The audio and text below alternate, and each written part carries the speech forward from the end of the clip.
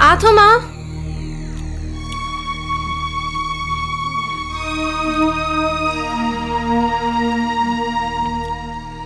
माँ तोर दवाई खाए बेरा हो गए है।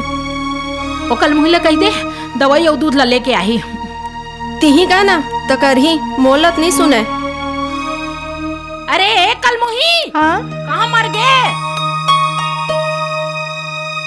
कहाँ मर गए वो कल मुही? आवत हो अम्मा। अरे वो कल मुही कहाँ मर गए रे? जल्दी आ। हाँ अरे कहाँ मर गए जो कल मुही? हाँ अरे वो कल मुही कहाँ मर गए? जल्दी आना, जल्दी आ।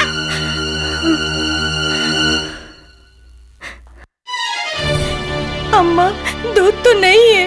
कहा दूध तो नहीं है? लगा थे दूध ला बिलाई हर पी दिस।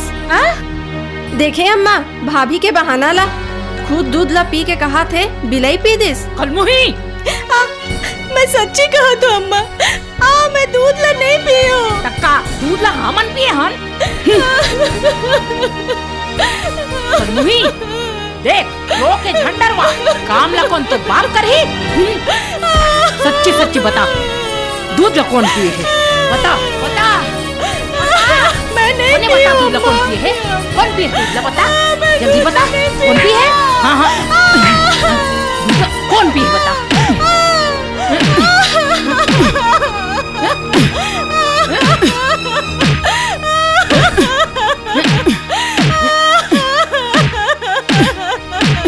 दादी दूध ला बुआ पिए। का दूध ला मैं पिए ना? चल बेटी